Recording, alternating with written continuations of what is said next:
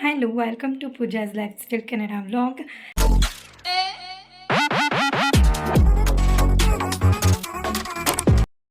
S ಇವತ್ತಿನ vlog ಬಂದುಬಿಟ್ಟು ತುಂಬಾ ಸ್ಪೆಷಲ್. ಏನಕ್ಕಪ್ಪ ಅಂದರೆ ವ್ಲಾಗ್ ಮಾಡೋದಕ್ಕೆ ಕಾರಣ ಫಸ್ಟ್ ಒಂದು ಬಂದುಬಿಟ್ಟು ಇವತ್ತು ನಮ್ಮ ತಾತಂದು ಇರ್ಮುಡಿ, ಅವ್ರು ಶಬರಿಮಲೆಗೆ ಹೋಗ್ತಿದ್ದಾರೆ. ಸೊ ಅದಕ್ಕೋಸ್ಕರ ಇವತ್ತು ಇರ್ಮುಡಿ. ಅದ್ರ ಜೊತೆಗೆ ಇವತ್ತು ನಮ್ಮ ಫ್ಯಾಮಿಲಿಯವ್ರಿಗೆಲ್ಲ ಯಾವತ್ತು ಗೊತ್ತಾ, ಶುಕ್ರವಾರನೇ ನಾವು ಸ್ವಾಮಿಗಳು ಅಂದರೆ ನಮ್ಮ ತಾತನ ಜೊತೆ ಯಾರ್ಯಾರು ಮಾಲೆ ಹಾಕಿಸ್ಕೊಂಡಿರ್ತಾರೋ ಅವರನ್ನೆಲ್ಲ ಕರೆದು ಅವತ್ತೇ ಅಡುಗೆ ಮಾಡಿ ಅವತ್ತೇ ಊಟ ಎಲ್ಲ ಹಾಕ್ಬಿಟ್ವಿ. ಯಾವತ್ತು ಗುರುವಾರ ಅನಿಸುತ್ತೆ, ಮೇ ಬಿ ಎಸ್ ಶುಕ್ರವಾರ ಅಲ್ಲ ಗುರುವಾರನೇ ಕರೆದು ಎಲ್ರಿಗೂ ಊಟ ಹಾಕ್ಬಿಟ್ಟಿದ್ವಿ ಸ್ವಾಮಿಗಳಿಗೆ.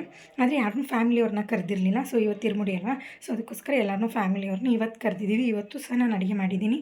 ಆವತ್ತು ಸಹ ನಾರ್ಮಲ್ ಅನ್ನ, ಸಾಂಬಾರು, ಚಿತ್ರಾನ್ನ, ಹೆಸರುಬೇಳೆ, ಹಪ್ಪಳ, ಉಪ್ಪಿನಕಾಯಿ ಈ ರೀತಿ ಮಾಡಿದೆ. ಇವತ್ತು ಬಂದುಬಿಟ್ಟು ಬಾತು, ಪಲ್ಯ, ಅನ್ನ, ಸಾಂಬಾರು ಇದೆಲ್ಲ ಮಾಡಿದ್ದೀನಿ. ಇವು ಮಾಡಿ ಇಟ್ಟಿದ್ದೀವಿ. ಬರೀ ರೈಸ್ ಒಂದು ಮಾಡಬೇಕಷ್ಟೇ. ಬಾತು ಈಗ ರೆಡಿ ಆಗಿದೆ. ಫಸ್ಟಲ್ಲಿ ಇರ್ಮುಡಿಗೆ ಹೋಗ್ಬಿಟ್ಟು ಇರ್ಮುಡಿ ಮುಗಿಸ್ಕೊಂಡು ಹಂಗೆ ಆಮೇಲೆ ಮತ್ತೆ ರೈಸಿಗೆ ಇಟ್ಟರೆ ಎಲ್ರಿಗೂ 8 ಗಂಟೆಗೆ ಹೇಳಿರೋದು ನಾವು. 8 ಗಂಟೆ ಅಷ್ಟೊತ್ತಿಗೆಲ್ಲ ಎಲ್ರಿಗೂ ಊಟ ಆಗುತ್ತೆ. ಇವತ್ತಿನ ದಿವಸ ಹೇಗಿರುತ್ತೆ ಅನ್ನೋದನ್ನ ಕಂಪ್ಲೀಟಾಗಿ ನಾನು ನಿಮಗೆ ತೋರಿಸ್ತೀನಿ. ಬನ್ನಿ ಹೋಗೋಣ. ಈಗ ಇರ್ಮುಡಿ ದಿವಸ ಹೇಗಿರುತ್ತೆ ಅಂದರೆ, ಬೆಳಗ್ಗೆನೇ ಅವ್ರು ಬಂದು ಮನೇಲಿ ಸ್ನಾನ ಮಾಡಿ ಊಟ ಮಾಡಿ ದೀಪನ ಹಚ್ಚಿಟ್ಟು ಆಮೇಲಿಂದ ಅವ್ರು ಮನೇನ ಬಿಡ್ತಾರೆ. ಅವ್ರೇನು 5 ದಿವಸ ಅಂತ ಮಾಲೆ ಹಾಕಿಸ್ಕೊಂಡಿರ್ತಾರೋ ಅವಾಗ ಮನೇಲಿ ಮಲಗೋದು ಇಲ್ಲ, ಮನೇಲಿ ಊಟನೂ ಮಾಡೋದಿಲ್ಲ, ದೇವಸ್ಥಾನದಲ್ಲೇ ಎಲ್ಲ. ಆದರೆ ಈ ರೀತಿ ಮನೆ ಹೊರಡೋ ದಿವಸ ಹಿಂಗೆ ಬಂದು ದೀಪ ಹಚ್ಚಿ ಮನೇನ ಬಿಡಬೇಕು ಅವರು.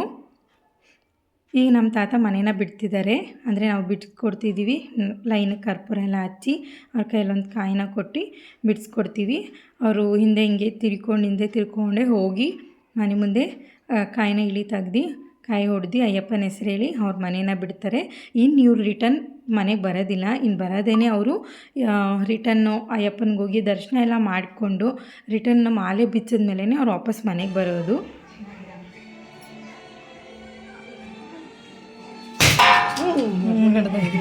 ಅವರು ಎಡ್ದಾಗ ಹೊಡಿಯೋದಲ್ವಾ.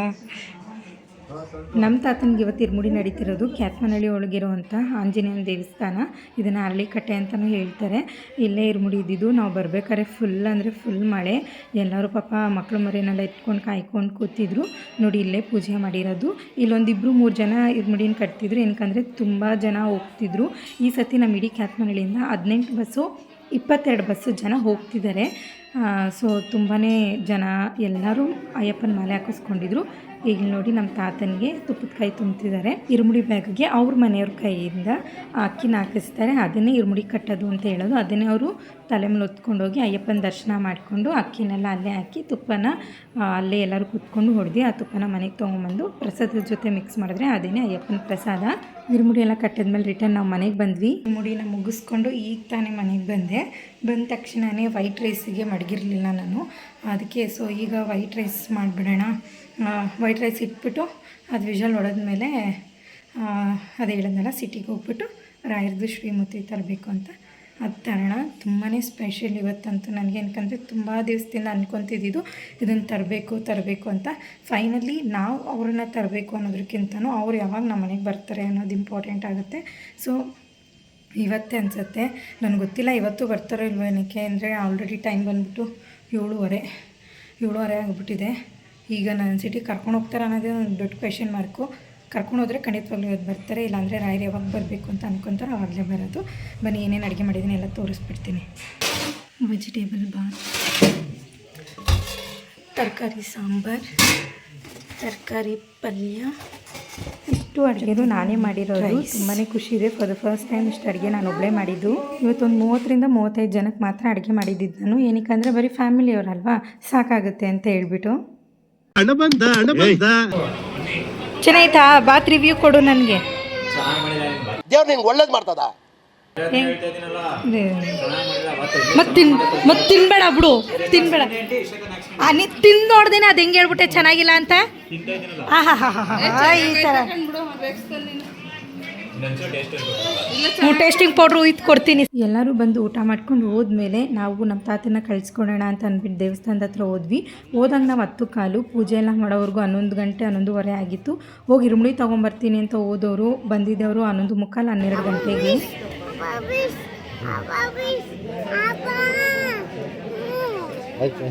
ಎಲ್ಲಿಗೆ ಹೋಗ್ಬೇಕಪ್ಪ ನೀನು? ಯಾವ ಮನೆಗಪ್ಪ? ಯಾರ ಮನೆ? ತೋತಿ ಮನೆಗೆ ಇಷ್ಟೊತ್ತಲ್ಲಿ ಹೋಗಿ ಏನಪ್ಪ ಮಾಡ್ತೀಯ?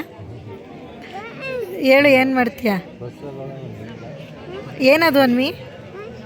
ನೀನು ಹೋಯ್ತೀಯ ತಾತ ಜೊತೆ ಅಯ್ಯಪ್ಪಂಗೆ? ಅಯ್ಯಪ್ಪನ ನೋಡೋಕ್ಕೆ ಹೋಗು ಅಲ್ವಾ? ಅಪ್ಪನ ಜೊತೆ ಹೋಯ್ತೀಯಾ? ಅಪ್ಪನ ಜೊತೆ? ಹೇಳು, ಅಪ್ಪನಿಗೆ ಕರ್ಕೊಯ್ತೀರಾ ಕೇಳು. ಮಾಮಿ ನೋಡ ಕರ್ಕೊಯ್ತೀರಾ ಕೇಳು. ಅಲ್ಲಿ ಹೋಗ್ಬಿಟ್ಟು ಅನ್ವಿ ಮಮ್ಮಿ ಬೇಕು, ಪಪ್ಪ ಬೇಕು, ತೋತಿ ಮನೆ ಬೇಕು, ಈ ಥರ ಎಲ್ಲ ಹೇಳು. ಮಾಲೆ ಹಾಕಿಸ್ಕೊಂಡಿರೋರು ಎಲ್ಲರ ಮನೆಯವ್ರೂ ಸಹ ಬಂದು ಕಾಯ್ಕೊಂಡು ಕೂತಿದ್ರು. ಏನಕ್ಕಂದರೆ ಅವರು ಹೊರಡಬೇಕಾದ್ರೆ ನಾವೆಲ್ಲ ಇದ್ದು ಕಳಿಸ್ಕೊಡ್ಬೇಕು ಅಂತ ತುಂಬ ಲೇಟ್ ಆಗೋಗಿತ್ತು. ಅನು ಇಲ್ಲಿ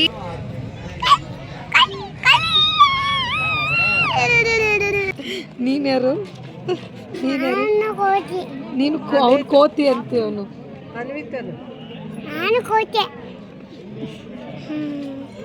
ಕೊನೆಗೂ ಇರ್ಮುಡಿನ ಎತ್ಕೊಂಡು ಹುಲಿಯಮ್ಮನ ದೇವಸ್ಥಾನದ ಹತ್ರ ಬಂದರು. ಏನಕ್ಕಂದರೆ ಬಸ್ ಅಲ್ಲಿ ನಿಂತಿದ್ದು, ಜೊತೆಗೆ ಅಲ್ಲಿರೋ ಎಲ್ಲ ದೇವಸ್ಥಾನಕ್ಕೂ ಪೂಜೆ ಮಾಡಿಬಿಟ್ಟು ಆಮೇಲಿಂದನೇ ಬಸ್ ಹೊರಡೋದು. ಇವ್ರನ್ನ ಕಳಿಸ್ಕೊಟ್ಬಿಟ್ಟು ನಾವು ಮನೆಗೆ ಬರೋಷ್ಟರಲ್ಲಿ ನೀವೇ ನೋಡಿ 12 ಗಂಟೆ ಆಗಿತ್ತು. ಮನೆಗೆ ಬಂದ ತಕ್ಷಣವೇ ನಾನು ಊಟ ಮಾಡಿದೆ. ಯಾಕಂದರೆ ನಾನು ಊಟನೇ ಮಾಡಿರಲಿಲ್ಲ. ಊಟ ಮಾಡಿಬಿಟ್ಟು ಸಾಂಬಾರು ಮತ್ತು ಪಲ್ಯ ಮಿಕ್ಕಿತ್ತು, ಅದೆರಡನ್ನೂ ಬಿಸಿ ಮಾಡಿ ಎತ್ತಿಟ್ಕೊತಿದ್ದೀನಿ. ಏನಕ್ಕಂದರೆ ನಾಳೆಗಾಗುತ್ತೆ ಅಂತ, ಇಲ್ಲಾಂದರೆ ಹುಳಿ ಬಂದುಬಿಡತ್ತಲ್ವ, ಸೊ ಅದಕ್ಕೋಸ್ಕರ. ಹಾಗೆಯೇ ಯಾರೆಲ್ಲ ಇಷ್ಟೊತ್ತರೆಗೂ ನನ್ನ ಒಂದು ವ್ಲಾಗನ್ನ ನೋಡಿದ್ರು ಎಲ್ರಿಗೂ ಸಹ ಥ್ಯಾಂಕ್ ಯು ಸೋ ಮಚ್. ತುಂಬಾ ಸಪೋರ್ಟ್ ಮಾಡ್ತಿದ್ದೀರಾ. ಇದೇ ರೀತಿ ಸಪೋರ್ಟ್ ಮಾಡ್ತೀರಿ. ನಿಮಗೆಲ್ಲ ಎಷ್ಟು ಥ್ಯಾಂಕ್ಸ್ ಹೇಳಿದ್ರೂ ಸಾಲೋದಿಲ್ಲ. ಹಾಗೆಯೇ ಈ ಒಂದು ವ್ಲಾಗ್ ಹೇಗೆ ಬಂದಿದೆ ಅಂತ ಹೇಳಿ ನನಗೆ ಕಾಮೆಂಟ್ ಮಾಡಿ ತಿಳಿಸಿ. ಹಾಗೆಯೇ ನನ್ನ ಒಂದು ಚಾನಲಲ್ಲಿ ತುಂಬಾ ವ್ಲಾಗ್ಸನ್ನು ಅಪ್ಲೋಡ್ ಮಾಡಿದ್ದೀನಿ. ಇನ್ನೂ ಯಾರೆಲ್ಲ ನನ್ನ ವ್ಲಾಗ್ಸನ್ನು ನೋಡಿಲ್ವೋ ನೋಡಿ ನನಗೆ ಸಪೋರ್ಟ್ ಮಾಡಿ. See you guys.